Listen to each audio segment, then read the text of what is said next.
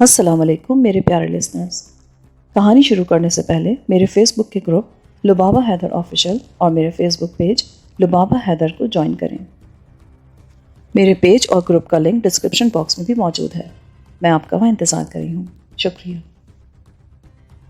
جب میں گھر پہنچا تو زینو شاید پیپل والے احاطے میں کھلنے والی کھڑکی کے پیچھے ہی کھڑی تھی. میری پہلی دستک پر اس نے پٹ کھول دی.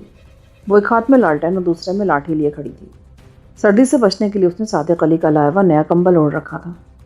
کچھ پتہ چلا ماسٹر صاحب کا؟ نہیں زینو، پتہ نہیں وہ کدھر نکل گیا. بہت تلاش کیا میں نے اسے. زینو نے کھڑکی بند کی اور لپکتی ہوئی میرے پیچھے کمرے میں آ گئی. آپ لحاف اوڑھ کر بیٹھے جی، میں چائے لے کر آتی ہوں آپ کے لیے. سردی بہت بڑھ گئی ہے اس وقت. اس کے دانت بج رہے تھے. سردی شاید اس کی ہڈیوں میں اترتی جا رہی تھی. سہیلی کے غم نے اس رات اسے بے حد نڈھال کر رکھا تھا، ورنہ وہ ایسی نہیں تھی. بڑے آہنی عزم اور مضبوط قد کاٹ کی لڑکی تھی وہ.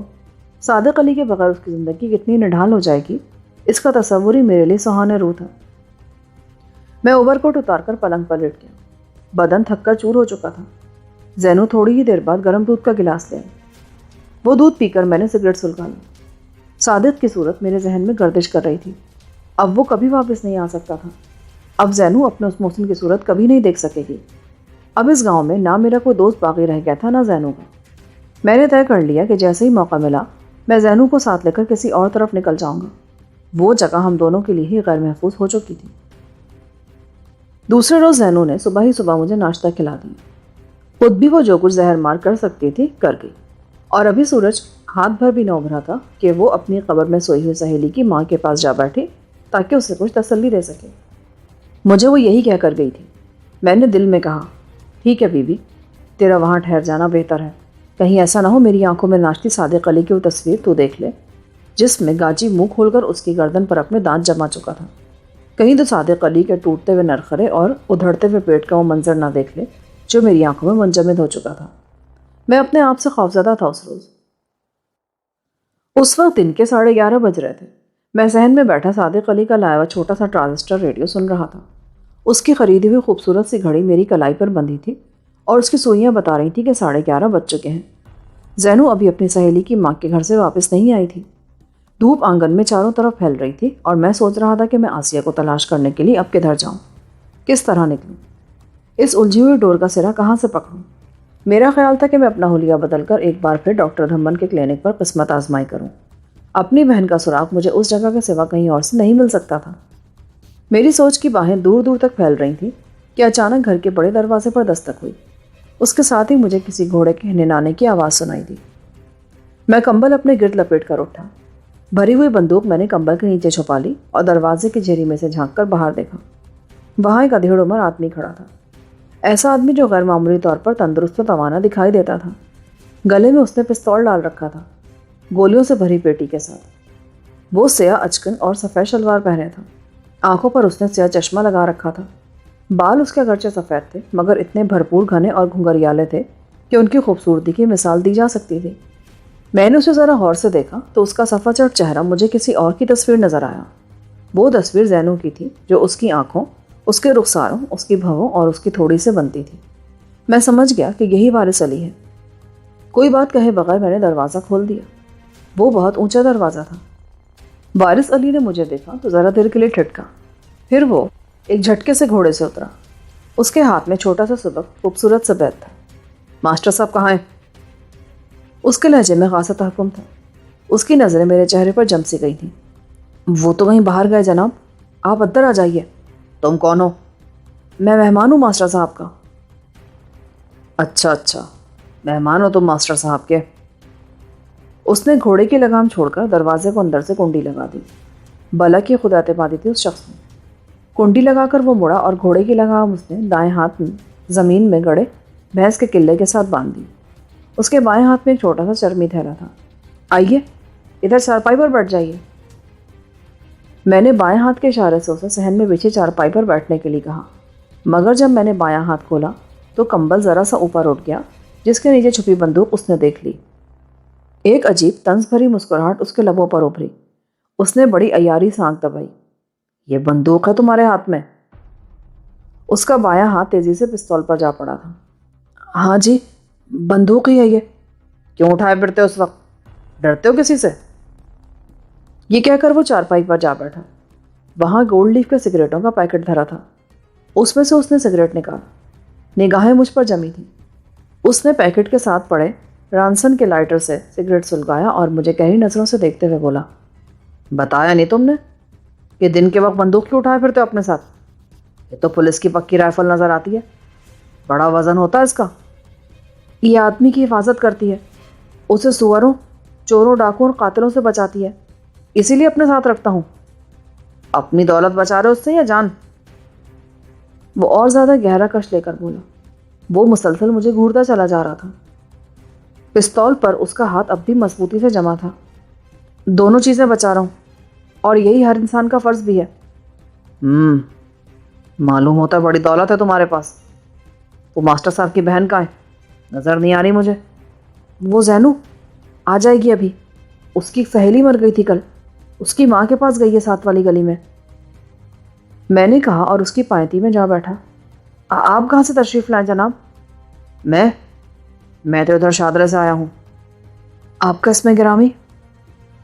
میں ماسٹر صاحب کا دوست ہوں، رستم خان۔ معلوم ہوتا ہے تم خاصے پڑھے لکھے آدمی ہو۔ جی بس تھوڑا بہت پڑھا ہوا ہوں۔ نام کیا ہے تمہارا؟ جی میرا نام صفدر ہے جناب۔ میں نے ذرا دیر کے لیے سنبھلتے ہوئے کہا۔ اس نے اپنا نام غلط بتایا تھا تو میں کیوں سے اپنا نام صحیح بتاتا؟ دیکھو جھوٹ نہ بولو برخوردار، تمہارا چہرہ ہی بتا رہا ہے کہ تم نے اپنا نام صحیح نہیں بتایا۔ اگر مجھ پر اعتبار نہیں آیا آپ کو تو آپ ماسٹر صاحب سے پوچھ لیں، میرا مطلب ان کی بہن سے پوچھ لیں، مجھے کیا ضرورت ہے کسی سے جھوٹ بولنے کی؟ میں اس کے رویے سے عاجز آ کر بولا۔ وہ بہت کائیاں آدمی تھا اور اب تک میں اس کے خیالات پڑھنے سے قاصر رہا تھا۔ مجھے اسے سخت خطرہ محسوس ہو رہا تھا، اس لیے میں نے کمبل کے اندر بندوق کی نالی کا رخ اس کی طرف کر رکھا تھا اور اس کی لبلبی میری انگلی سے زیادہ دور نہیں تھی۔ اس کی آنکھیں اس کے خبث باطن کی غماز تھیں، شکرے جیسی چستی جھلکتی تھی ان میں۔ کچھ دیر تک وہ گہری سوچ میں گم رہا۔ تم ماسٹر کی بہن کو بلا کیوں نہیں لاتے ہو؟ خواہ مخواہ میں بور ہو رہا ہوں یہاں۔ میں تو خود یہاں مہمان ہوں جی، کسی کا گھر نہیں جانتا۔ میرا خیال ہے آپ بوٹ اتار کر اطمینان سے بیٹھیں، میں آپ کے لیے دودھ گرم کرتا ہوں۔ نہیں دودھ کی ضرورت نہیں ہے۔ یہ کہہ کر اس نے اپنے چرمی تھیلے کی زپ کھولی اور کچھ کاغذات کو ادھر ادھر کر کے اس نے کاغذ باہر نکالا۔ وہ کوئی 2 انچ چوڑا اور 1 فٹ لمبا کاغذ تھا۔ وہ اس نے میرے سامنے رکھ دیا۔ اس کاغذ پر 12-13 آدمیوں کی تصویریں تھیں۔ بتا سکتے ہو ان میں سے تمہاری تصویر کون سی ہے؟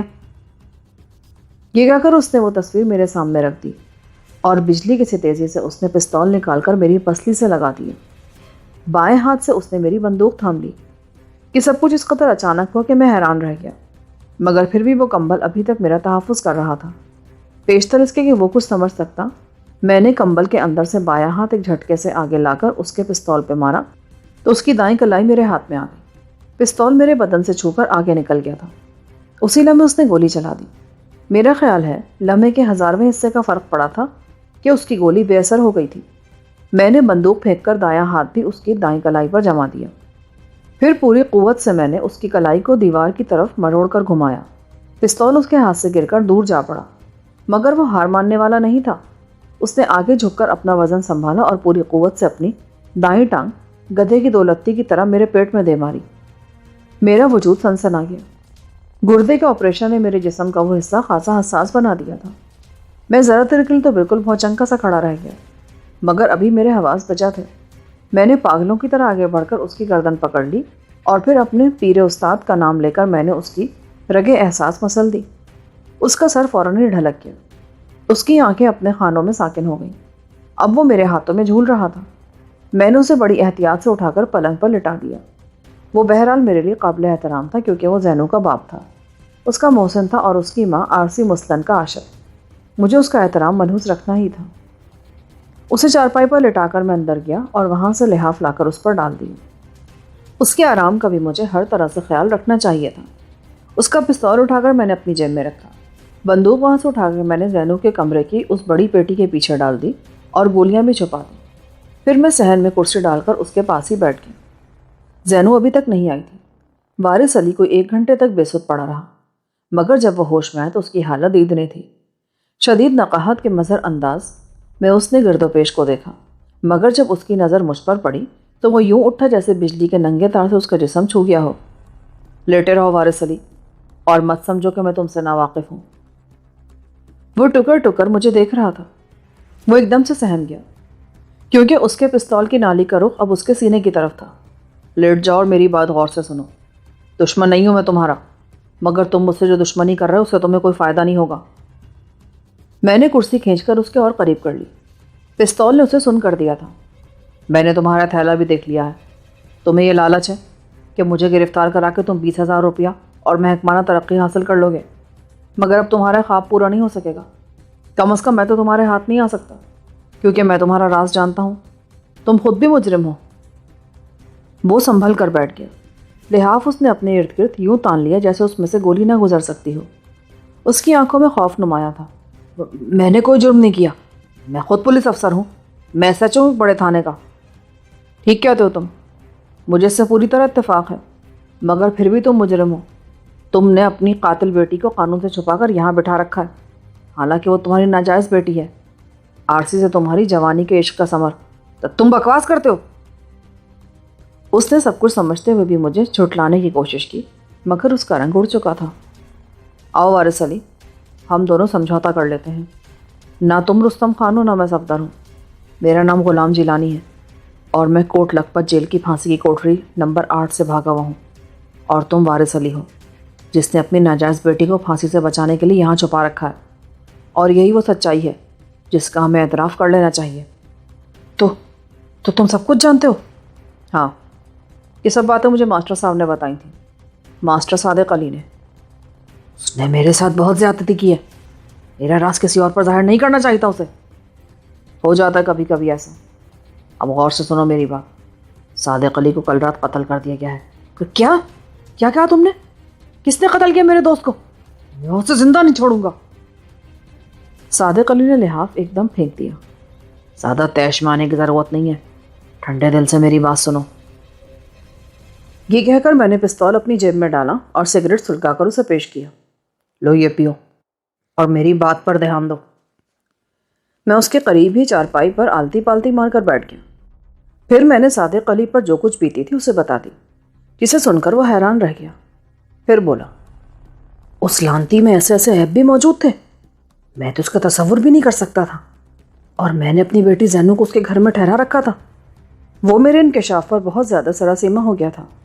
تمہاری بیٹی یہاں بالکل محفوظ رہی ہے وارث علی۔ وہ زینو کو اپنی بہن اور بیٹی ہی سمجھتا تھا، پیشتر اس کے کہ تم اس کے قاتل کے خلاف کوئی قدم اٹھا سکو۔ مجھے یہ بتاؤ کہ وہ کون تھا، تمہارا اس سے کیا تعلق تھا، اور اس بدترین قسم کی انتہا پسندی تک اسے کس نے پہنچایا تھا؟ بظاہر تو میرے خیال میں بہت اچھا آدمی تھا، اتنا اچھا کہ اس کی دیانتداری و شرافت کی قسم کھائی جا سکتی تھی، مگر وہ بے موت مارا گیا ہے۔ اس کی کٹی پھٹی لاش مجھ سے اپنا حق مانگ رہی ہے جو میں اسے نہ دے سکا۔ میرا دل خون کے آنسو روتا ہے، اور اپنی اس بزدلی پر میں صبح سے یہاں بیٹھا پچھتا رہا ہوں۔ اگر تم ذرا بھی ہمت کرتے تو شاید اس کی زندگی بچ جاتی۔ میں نہیں کہتا کہ تم بزدل ہو، تم بہادر آدمی معلوم ہوتے ہو، مگر تمہارے حساب میں غلطی ہو گئی، ورنہ وہ یوں کتوں کا نوالا نہ بنتا۔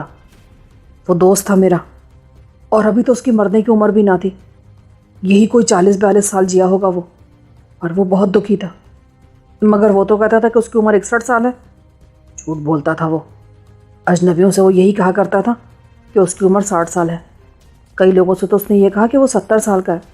پر کیوں جھوٹ کیوں بولتا تھا وہ اپنی عمر کے بارے میں؟ میں خود نہیں سمجھ سکا یہ بات۔ بہرحال اس کی زندگی میں محبت نے زہر گھول دیا تھا۔ وہ آج سے 22 سال پہلے ایک لڑکی کی محبت میں گرفتار ہو گیا تھا۔ ان دنوں وہ اکبر کوٹ کے ایک ہائی اسکول میں پڑھاتا تھا، ایف اے تک تعلیم پائی تھی اس نے، اور وہاں اسکول میں وہ بچوں کو اردو، حساب اور فارسی پڑھاتا تھا۔ وہ لڑکی اس کی محبت کا جواب محبت سے دیتی تھی، مگر ایک روز ایسا ہوا کہ ان کے تعلق کی خبر اس کے گھر والوں کو ہو گئی۔ دردانہ نام تھا اس لڑکی کا۔ وہ کوئی بہت ہی کڑوی طبیعت کے جاہل لوگوں کا خاندان تھا۔ اب بھی اکبر کوٹ میں موجود ہیں وہ لوگ، توندوال کہلاتے ہیں۔ دردانہ کا ایک بھائی تھا، غنی توندوال۔ وہ ایک دن صادق علی کو بہانے سے بلا کر اپنے گھر لے گیا۔ یہ بیچارہ سمجھا شاید وہ لوگ اس کو اپنا داماد بنانے پر راضی ہو گئے، مگر معاملہ ایسا نہیں تھا۔ غنی دراصل اس روز صادق کی بہن شکیلہ کو اسکول سے چھٹی کے بعد زبردستی رکشے میں ڈال کر اپنے گھر لے گیا تھا۔ بہت خوخار آدمی تھا وہ، اور علاقے بھر کے لوگ اس کے نام سے تھر تھر آتے تھے۔ اس نے جب یہ سنا کہ اس کی بہن دردانہ کو صادق علی نے اپنی محبت کے جال میں باندھ رکھا ہے تو وہ تاؤ کھا گیا۔ جب صادق علی غنی تونوال کے گھر پہنچا تو اس کی آنکھیں کھلی کی کھلی رہ گئیں۔ غنی نے وہاں اپنے 4 غنڈے بلوا رکھے تھے۔ پہلے تو ان لوگوں نے مکان کے پچھلے حصے میں لے جا کر صادق علی کو خوب پیٹا۔ جب یہ ادموا ہو گیا تو اسے ان لوگوں نے کرسی پر باندھ کر بٹھا دیا۔ پھر ان 5 نے صادق علی کی بہن شکیلہ پر مجرمانہ حملے کیے۔ وہ ایسی اذیت تھی کہ اسے صادق علی کبھی نہ بھول سکا۔ وہ چیختا رہا، روتا رہا۔ شکیلہ بھی خدا اور رسول کے واسطے دے کر ان سے اپنی عزت کی بھیک مانگتی رہی، پر انہیں ترس نہ آیا۔ انہوں نے صادق علی کی لاجونتی کے پھول جیسی بہن کو توڑ پھوڑ کر رکھ دیا۔ ان کے گھر اس روز کوئی نہ تھا۔ شکیلہ کو یوں ذلیل و رسوا کر کے ان لوگوں نے رات کے 12 بجے دونوں بہن بھائیوں کو ایک دوسرے کے ساتھ سینہ بسینہ کر کے رسیوں سے جکڑا اور ایک ٹیکسی میں ڈال کر اکبر کوٹ قصبے سے 20 میل دور ایک ویرانے میں پھینک آئے۔ وہ ایسی جگہ تھی کہ ادھر سے کوئی آدمی مشکل سے ہی گزرتا تھا۔ دونوں بہن بھائی اسی بدنصیبی کی حالت میں صبح تک پڑے رہے، مگر وہ کسی بھی طرح اپنے بند نہ کھول سکے۔ شاید خدا کو ان پر رحم آ گیا تھا۔ صبح کے وقت وہاں سے کوئی شکاری گزرا۔ اس نے ان لوگوں کو اس حال میں دیکھا تو لرز گیا۔ بہن نیم بے ہوش ہو چکی تھی اور بھائی بھی ذلت کی بدترین ساتوں سے دوچار تھا۔ اس شکاری نے شکیلہ کی برہنگی کو اپنی چادر سے ڈھانپا۔ اپنی پتلون کے نیچے وہ پاجامہ پہنے تھا، وہ بھی اس نے اتار کر شکیلہ کو دے دیا۔ کچھ کپڑے اس نے صادق علی کو دیے۔ وہ بہت پوچھتا رہا کہ انہیں اس حال میں کس نے پہنچایا ہے، مگر وہ اس حد تک ذہنی طور پر مفلوج اور خوفزدہ ہو چکے تھے کہ اسے کچھ بھی نہ بتا سکے۔ شکیلہ بڑی مشکلوں سے چلنے کے قابل ہوئی۔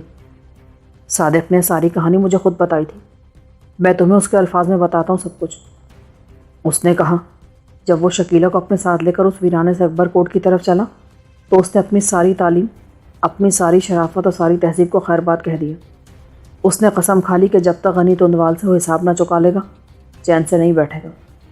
وہ بھول ہی گیا تھا کہ غنی تونوال دردانہ کا بھائی ہے جس سے وہ محبت کرتا ہے۔ شکیلہ نے اس کی وجہ سے جو ذلت اٹھائی تھی وہ چاہتا تھا کہ اس داغ کو دھو ڈالے، مگر نہیں، آدمی کچھ بھی نہیں کر سکتا۔ خدا کے منصوبوں کے آگے آدمی کے منصوبے کیا حیثیت رکھتے ہیں؟ اکبر کوٹ میں داخل ہونے سے پہلے ایک نہر کا پل عبور کرنا پڑتا ہے۔ یہ بہت بڑی نہر ہے۔ اس کا پل اکبر کوٹ سے کوئی 1 میل دور ہے۔ وہ اور شکیلہ وہاں سے اس حال میں گزر رہے تھے کہ ان کے بدن پر جھولنے والا ایک کپڑا بھی ان کا اپنا نہیں تھا۔ شکیلہ اس کے پیچھے پیچھے آ رہی تھی۔ اپنا سر منہ اس نے چادر میں چھپا رکھا تھا۔ وہ اس کی اکلوتی بہن تھی جس کے لیے اس نے بہت سے خیالی شیش محل بنا رکھے تھے۔ وہ چاہتا تھا اسے اچھی تعلیم دلائے۔ بہت ذہین لڑکی تھی وہ اس کے پیچھے پیچھے آ رہی تھی اور اسے معلوم تھا کہ وہ مسلسل سسک رہی ہے۔ ایک لمحے کے لیے بھی اپنے جسم اور روح کے اس گھاؤ کو نہیں بھول سکی تھی جو غنی اور اس کے ساتھیوں نے اسے لگائے تھے۔ وہ بے پناہ ذلت اس نے صرف صادق علی کی وجہ سے اٹھائی تھی۔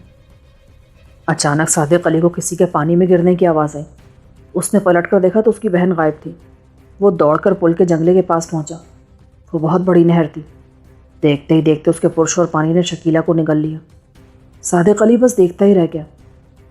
لڑکی کو نہر میں کودتے دیکھ کر بہت سے لوگ وہاں جمع ہو گئے، مگر ان میں سے کوئی بھی نہر میں نہ اتر سکا کیونکہ شکیلہ کو پل کے نیچے سے گزرتا ہوا تیز رو پانی بہا کر آنن فانن بہت دور لے گیا تھا۔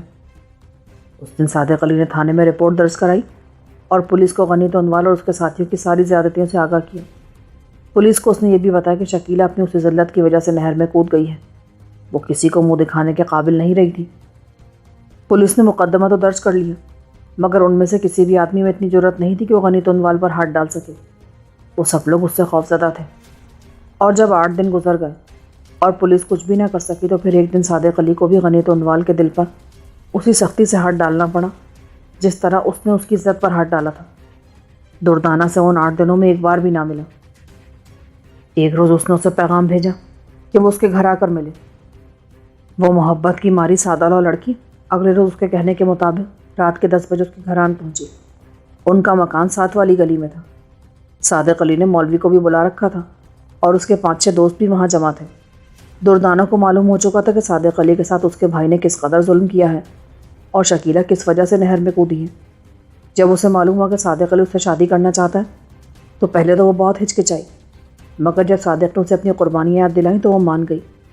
اسی رات ان دونوں کی شادی ہو گئی اور صادق علی نے دوستوں کو رخصت کر کے غنی تونوال کی بہن کے ہمراہ وہیں شب زفاف منائی۔ وہ اسے اپنی زندگی کی سب سے بڑی فتح قرار دیتا تھا۔ گزشتہ 8 دنوں میں اس نے اپنی ساری جمع پونجی یا تو دردانہ کے لیے تحائف خریدنے پر صرف کی تھی یا اسلحہ خریدنے پر۔ اس نے ایک پستول حاصل کیا اور ایک عمدہ قسم کی ولایتی اسٹین گن۔ اس کے علاوہ اس نے بہت ساری گولیاں اور کارتوس بھی جمع کر لیے۔ وہ سب چیزیں اس نے ناجائز طور پر حاصل کی تھیں، مگر وہ کہتا تھا کہ وہ ایک بھیڑیے سے مقابلے کی تیاریاں کر رہا تھا۔ اس عرصے میں اس نے چھپ کر نشانہ بازی کی مشق بھی کر لی۔ دردانہ کے ساتھ رات گزار کر جب وہ صبح اٹھا تو اس نے غنی تندوال کو پیغام بھیجا کہ آ کر اپنی بہن کو لے جاؤ اور باقاعدہ جہیز کے ساتھ اسے رخصت کرو۔ نکاح نامے کی ایک نقل بھی اس نے اس بڑھیا کے ہاتھ بھیجی تو اس کا پیغام لے کر گئی تھی۔ غنی تندوال نے وہ پیغام سنا تو خونخوار درندے کی طرح غراتا ہوا صادق علی کے مکان کی طرف لپکا۔ دروازہ صادق کی ماں نے کھولا۔ غنی نے 2 گولیاں اس کے سینے میں اتار دیں۔ یہ سب سے بڑی قیمت تھی جو صادق علی کو دردانہ کے لیے ادا کرنی پڑی۔ غنی تندوال کے ساتھ اس کے 2 بھائی، ایک چچا اور 2 دوست بھی تھے۔ وہ دندناتے ہوئے صحن میں داخل ہوئے۔ غنی چیخا، باہر نکلو چوہے کی اولاد، دیکھ ہم تیرے لیے کیا لائے ہیں۔ جو ہی یہ الفاظ اس کے منہ سے نکلے، صادق علی نے اسٹین گن کی گولی سے اسے بھون ڈالا۔ وہ سامنے ہی کھڑکی کے پردوں کے پیچھے دیوار کی اوٹ میں بیٹھا تھا اور سارے اسلحے اس کے ہاتھ تلے تھے۔ اس نے صحن میں کھڑے ان سب آدمیوں پر باڑ مار دی۔ ان میں سے ایک بھی زندہ نہ بچ سکا۔ غنی تندوال کے وہم و گمان میں بھی یہ بات نہ تھی کہ وہ بزدل سا اسکول ماسٹر اسلحہ لے کر ان کے مقابلے میں ڈٹ جائے گا۔ صادق علی کا صحن لاشوں سے ہٹ گیا۔ اپنی ماں کی لاش دروازے پر دیکھ کر اس کی دنیا ہی اندھیر ہو گئی تھی۔ وہ کہتا تھا کہ اسے یوں لگا جیسے اس کا اس دنیا میں کچھ باقی نہ رہا ہو۔ دردانہ اس وقت مکان کے پچھلے حصے میں تھی۔ گولیوں کی تڑتڑاہٹ اس نے سنی تو بھاگی ہوئی اس کمرے میں آئی جہاں صادق علی گن لے کر دوبارہ لوڈ کر رہا تھا۔ اس کی نظر صحن میں اپنے تینوں بھائیوں اور چچا کی لاشوں پر پڑی تو وہ چیخنے چلانے لگی، بال نوچنے لگی۔ صادق علی کو یوں لگا جیسے وہ اپنے بھائیوں کا ماتم نہیں کر رہی بلکہ اسے گالی دے رہی ہے۔ چپ ہو جا، کر یہ ڈرامہ، کتیا کہیں کی، دیکھتی نہیں تیرے اس بدماش بھائی نے میری ماں کو قتل کر دیا۔ وہ دیکھ تیری ساس کی لاش پڑی ہے سامنے، اس پر تجھے رونا نہیں آتا؟ اس کی یہ بات سن کر اس لڑکی کا دماغ الٹ گیا۔ نفرت کی چنگاریاں اس کی آنکھوں سے پھوٹنے لگی۔ اس نے صادق علی کے دائیں ہاتھ گولیوں کے ڈھیر کے نزدیک رکھے 2 پستولوں میں سے ایک اٹھایا۔ وہ بھرا ہوا تھا۔ بھائیوں کے غم نے اسے اس حد تک ذہنی صدمہ پہنچایا تھا کہ اس نے پے در پہ صادق علی پر 3 فائر کر دیے۔ وہ اس کو ختم کر دینا چاہتی تھی، مگر صادق علی کی خوش قسمتی تھی کہ ایک بھی گولی اسے نہ لگی۔ اپنی اس ناکامی سے جھنجھلا کر دردانہ نے پستول کی نالی اپنے منہ میں رکھ کر لبلبی دبا دی اور وہیں ڈھیر ہو گئی۔ صادق علی کی آنکھوں تلے اندھیرا چھا گیا۔ وہ لڑکی جس کے لیے اس کے چاروں طرف خون کا تالاب بن گیا تھا، جس کو حاصل کرنے کی تگودوں میں اس کی اپنی بہن زندگی کی سرحد سے گزر گئی، اس کی ماں بھی، وہ لڑکی اپنی بھائیوں کی محبت میں اس قدر اندھی ہو گئی کہ اس نے صادق علی کو ہمیشہ ہمیشہ کے لیے دنیا کی ہر خوشی سے محروم کر دیا۔ اس عرصے میں کسی نے تھانے میں اطلاع کر دی کہ غنی تندوال اور اس کے ساتھی مارے گئے ہیں۔ پولیس والوں کے لیے اس سال کی شاید سب سے بڑی خوشخبری تھی۔ تھانے دار ایک پوری گارڈ لے کر گلی میں آ دھمکا۔ صاف ظاہر تھا اگر وہ صادق علی کو گرفتار کر لیتے تو اسے کبھی نہ بخشتے۔ اتنے سارے آدمیوں کا خون اس کی گردن پر تھا۔ صادق علی ان سے بچنے کے لیے اپنے گھر کے پچھواڑے سے دیوار پھاند کر دوسرے مکان میں کودا اور پھر کوٹھے کوٹھے دوڑتا ہوا تیسری گلی میں نکل گیا۔ صادق نے مجھے بتایا کہ جب وہ اپنے گھر سے بھاگا تو اس کی جیب میں صرف 70 روپے تھے اور سیاہ کمبل کے نیچے اس نے کوٹ کی تمام جیبوں میں گولیاں بھر رکھی تھیں۔ صرف ایک پستول تھا اس کے پاس، باقی سب کچھ وہ وہیں چھوڑایا تھا۔ آنکھیں اس کی لہو روتی تھی کہ وہ اپنی ماں کو، جس نے زندگی بھر اسے ہر مشکل و مصیبت میں پناہ دی تھی، وہ اسے اپنے ہاتھوں لحد میں بھی نہ اتار سکا۔ وہ اکبر کوٹ سے نکلا تو میاں والی کی بس میں جا بیٹھا۔ وہیں اس سے میری ملاقات ہوئی تھی۔ میں اس دن 2 ملزموں کو کندیاں سے میاں والی لے جا رہا تھا عدالت میں پیش کرنے۔ اس وقت میں ہیڈ کانسٹیبل تھا۔ وہ دونوں ڈنگر چور تھے، مگر اپنی مرضی سے کام نہیں کرتے تھے، بلکہ مڑکال گاؤں کا زمیندار افضل جھالا کے کہنے پر وہ آس پاس کے گاؤں میں تباہی مچاتے تھے، جس کی چاہتے فصل اجاڑ دیتے تھے، آگ لگا دیتے تھے۔